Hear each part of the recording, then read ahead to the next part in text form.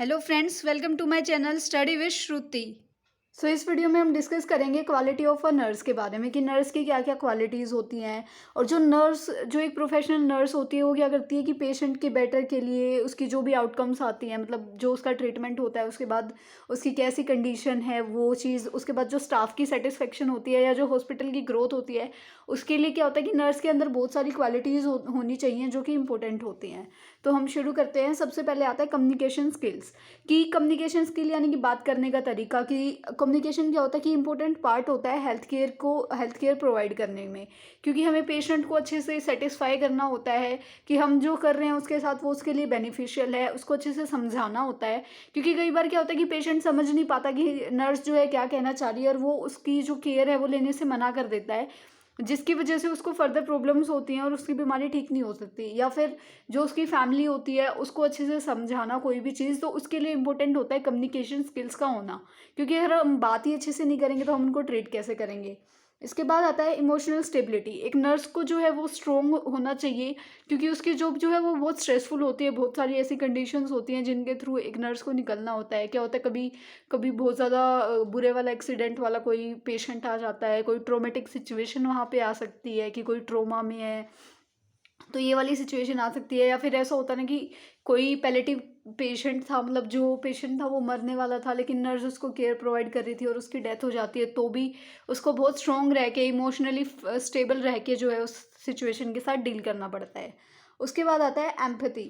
Empathy का मतलब होता है कि पेशेंट की जगह, पेशेंट की फीलिंग्स को और पेन को समझते हुए नर्स पेशेंट की जगह खुद को रख के वहाँ पे जो ट्रीटमेंट प्रोवाइड करती है उसको हम एम्पैथी कहते हैं। इस ट्रीटमेंट में क्या होता है कि नर्स को क्या होना चाहिए, अपने पेशेंट को बर्डन नहीं समझना चाहिए कि क्या है यार अब ये भी करना पड़ेगा, ऐसे वाली सिचुएशन नहीं होनी चाहिए। अगर मान लो पेशेंट, फॉर एग्जांपल हम देखते हैं कि अगर मान लो पेशेंट को चोट लगी है, उसके हाथ पे या पैर पे चोट लगी है और उसको कितना पेन हो रहा होगा, तो नर्स को ऐसा नहीं करना चाहिए अरे क्यों ड्रामे कर रहे हो, आपको तो पेन ही नहीं हो रहा। ऐसा नहीं होना चाहिए।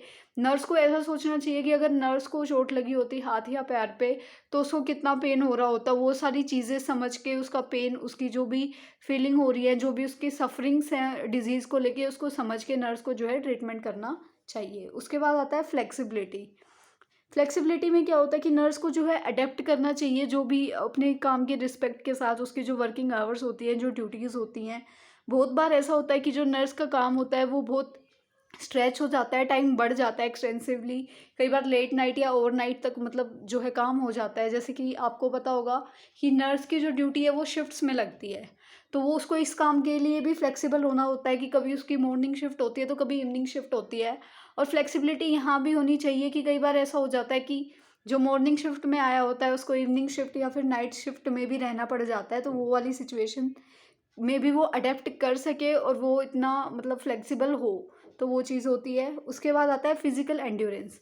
फिजिकल एंड्योरेंस मतलब फिजिकली फिट, फिजिकली स्ट्रॉन्ग। एक नर्स को बहुत लंबे टाइम तक खड़ा रहना भी पड़ सकता है, जैसे कि ऑपरेशन थिएटर होता है या फिर कोई सीवियर पेशेंट एकदम से आया है तो उसकी पूरी केयर करना, उस चीज़ में उसको बहुत लंबे टाइम तक खड़ा रहना पड़ सकता है। उसके बाद हैवी हैवी जो ऑब्जेक्ट्स होते हैं उनको उठाना पड़ सकता है। अगर कोई पीपल है यानी कि कोई पेशेंट है, उसको शिफ्ट करना है और उसका वेट बहुत ज़्यादा है तो उसको भी लिफ्ट करके उसकी भी हेल्प करानी होती है। तो क्या होना चाहिए कि नर्स को फिट होना चाहिए, एकदम स्ट्रॉन्ग होना चाहिए फिजिकली भी। उसके बाद क्या होता है कि बहुत सारी ऐसे हो जाता है कि कई बार केसेस में हो जाता है कि नर्स की ऐसे ही तू मैं हो जाती है, कई बार फैमिली मेम्बर्स के साथ या फिर किसी स्टाफ मेंबर के साथ भी। तो उसको ऐसी नहीं है कि अगर कोई उसको आगे कुछ कह रहा है और उसकी गलती नहीं है तो वो चुपचाप सुन लेगी। तो डेली बेसिस पे ऐसे भी थोड़े बहुत मैन्युअर्स टैक्सिंग हो जाती है, तो उस चीज़ के लिए भी वो रेडी होनी चाहिए। उसके बाद आता है प्रॉब्लम सॉल्विंग स्किल्स। इसके रिलेटेड हम बात करें तो क्या होता है, इसमें आप एक वर्ड नोटिस करोगे, क्रिटिकल थिंकिंग। क्रिटिकल थिंकिंग क्या होता है कि वाइड एंगल्स से सोचना कि एक डिजीज़ है या कोई भी डिजीज़ कंडीशन है या कोई भी नॉर्मली कंडीशन है तो उसको डिफरेंट डिफरेंट एंगल से देखना और सोचना, वो भी वेरी क्विकली।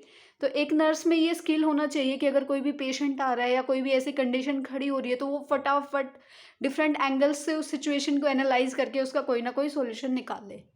उसके बाद आता है क्विक रिस्पॉन्स। क्विक रिस्पॉन्स क्या होता है कि जो भी पेशेंट है उसकी कोई भी डिमांड है या कोई भी ऐसी उसकी नीड है जो कि फुलफ़िल नहीं हो रही है, तो नर्स को क्या करना चाहिए कि उसको प्रायोरिटाइज़ करना चाहिए, मतलब उसको सबसे पहले रखना चाहिए कि ये उसकी डिमांड है या उसकी नीड है जो पूरी नहीं हो रही है, और उसको वो क्या करना है, उसको पहले नंबर पे रखे उस नीड को या उस डिमांड को कंप्लीट करके उसको केयर प्रोवाइड करे। उसके बाद आता है रिस्पेक्ट। नर्स को जो है लोगों की रिस्पेक्ट करनी चाहिए, और जो भी रूल्स हैं उनको देख के, उनके कल्चर को, उनके ट्रेडिशन को देख के, उनकी विशेज़ को देख के, रिस्पेक्ट करके उन सारी चीज़ों को, तब जाके उसको जो है पेशेंट का ट्रीटमेंट करना चाहिए। ऐसा नहीं है कि पेशेंट के कल्चर को वो वहाँ पे ऐसे दिखाने लग जाए कि अगर आपके कल्चर में ये है तो ऐसा नहीं है कि आपके केस में हम ये नहीं करेंगे, ऐसा नहीं होना चाहिए। उसके बाद आता है इकोनॉमिक। नर्स को जो है ध्यान रखना चाहिए कि जो भी इक्विपमेंट्स हैं और जो भी सप्लाईज़ हैं वो अच्छे से प्रॉपरली हो रही हैं, और जो जितने भी रिसोर्सेज हैं वो सारी जो है इफ़ेक्टिवली मैनेज हो रही हैं अच्छे से या नहीं। उसके बाद आता है सेंस ऑफ रिस्पॉन्सिबिलिटी। नर्स की जो है बहुत ज़्यादा रिस्पॉन्सिबिलिटीज़ होती हैं, वो पेशेंट के लिए, हॉस्पिटल्स के लिए, और जो इंडिविजुअल की फैमिली मेम्बर्स हैं उनको लेकर भी उसकी थोड़ी बहुत रिस्पॉन्सिबिलिटी होती है, तो उसको जो है वो सारी रिस्पॉन्सिबिलिटीज़ मैनेज करके चलनी चाहिए, और उसको पता होना चाहिए कि ये उसकी रिस्पॉन्सिबिलिटी है। इसके बाद आता है ऑनेस्टी एंड लॉयल्टी। हर एक कोई भी प्रोफेशन हो, यहाँ पे सिर्फ नर्स की बात नहीं है, कोई भी प्रोफेशन हो तो वहाँ पे ऑनेस्टी और लॉयल्टी होनी चाहिए। हर एक जो इंसान है उसको अपने प्रोफेशन के लिए बिल्कुल ऑनेस्ट होना चाहिए और बिल्कुल लॉयल होना चाहिए, और सिर्फ अपने प्रोफेशन के लिए ही नहीं बल्कि जिस भी ऑफिस में या जिस भी हॉस्पिटल में या कहीं पे भी आप काम कर रहे हो, वो जो भी ऑर्गेनाइजेशन है उसके लिए।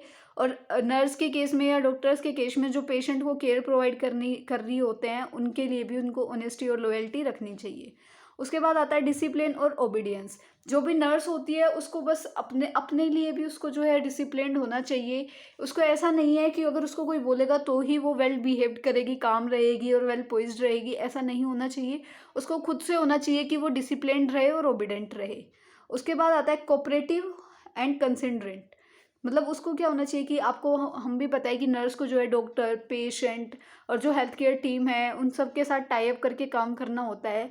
तो उसको क्या होना चाहिए कि कोऑपरेटिव होना चाहिए ताकि वो सबके साथ अच्छे से काम कर सके। और विचार कंसिडरेट का मतलब होता है विचारशील, यानी कि जिसके पास बहुत सारे आइडियाज़ होते हैं और जो अच्छे से वाइडली सोच सकती है, तो वो ये सारी चीज़ें भी होनी चाहिए। उसके बाद आता है क्लीनिनेस। एक नर्स को ध्यान रखना चाहिए कि वो नीट एंड क्लीन रहे पर्सनली भी और अपने काम में भी। अगर वो पेशेंट को केयर प्रोवाइड कर रही है तो वो भी अच्छे से नीट एंड क्लीन तरीके से हो, और वो खुद को भी अच्छे से नीट एंड क्लीन रखे ताकि उसकी वजह से पेशेंट को क्या हो, कोई डिजीज़ ना हो जाए, कोई इन्फेक्शन नहीं हो जाए। उसके बाद आता है नॉलेजेबल।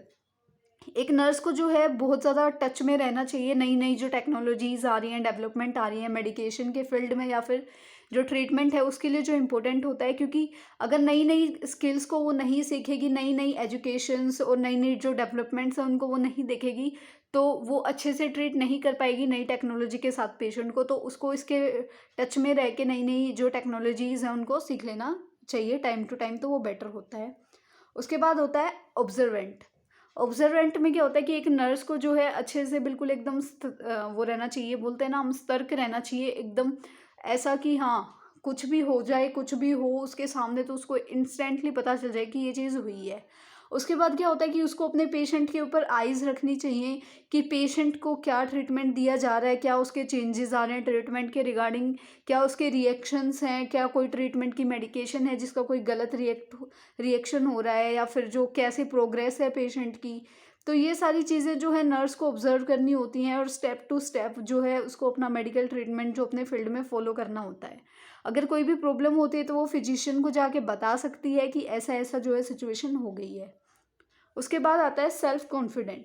नर्स के अंदर जो है क्या होना चाहिए कि एडुकेट स्किल्स और नॉलेज होनी चाहिए जिसकी वजह से वो केयर प्रोवाइड कर सके। और जो भी नर्स केयर प्रोवाइड करेगी उसके अंदर उसका कॉन्फिडेंस होना चाहिए कि उसने जो भी एक्शन लिया है, जो भी कम्युनिकेशन की है, मतलब जो भी उसने किया है ना वो एकदम सही है, उसको कॉन्फिडेंस होना चाहिए उस चीज़ में। और जब भी वो कम्युनिकेट करती है किसी के साथ तो उसको भी उसकी मतलब बोली से, उसके बोलने के तरीके से कॉन्फिडेंस झलकना चाहिए कि या मैंने ठीक किया है, कि हाँ इसको कुछ आता है। क्योंकि अगर हम अटकते हैं कहीं पे या हमारे अंदर लैक ऑफ कॉन्फिडेंस होता है तो अगला समझता है कि इसको कुछ नहीं आता, तो वो चीज़ नहीं होनी चाहिए। अगर हम कॉन्फिडेंट रहेंगे तो पेशेंट को भी हम पे ज़्यादा ट्रस्ट होगा। लास्ट आता है पेशेंस।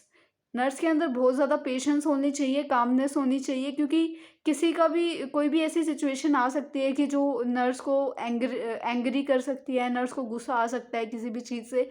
तो उसको पेशेंट के सामने या उसकी फैमिली के सामने, या वो पेशेंट की कोई बात सुन रही है, कोई फीलिंग्स अगर पेशेंट शेयर कर रहा है कि उसको ये चीज़ है, तो उनको पेशेंस के और कामनेस के साथ जो है उस चीज़ से डील करना चाहिए।